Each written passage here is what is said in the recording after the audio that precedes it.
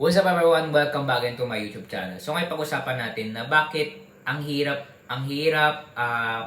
makuha yung big success, big achievement sa buhay natin pag ninegosyo. Alright, bago tayo magsimula sa ating pag-vlog, okay? Kung bago ka lang sa aking YouTube channel, please subscribe, notification bell para update po sa aking mga bagong vlog na i-upload in the future.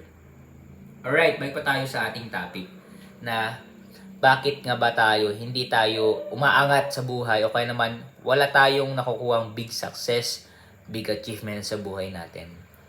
Okay, ito una-una sa lahat. Hindi kasi tayo nakikisama. Wala kasi tayong parang interaction sa buhay. Alam nyo ba na para mas mabilis, hindi naman yung parang nagmamadali ka. Para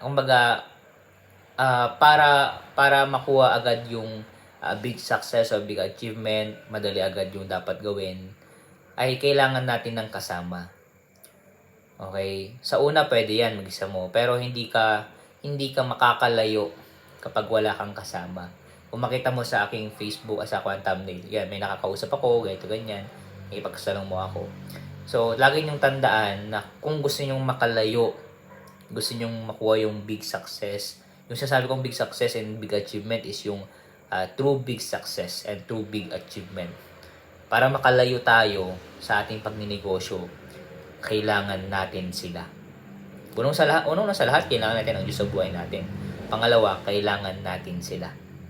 Sino yon? The right people na ang Diyos ibibigay sa atin. Maghintay lang tayo. Pero kailangan natin ng kasama.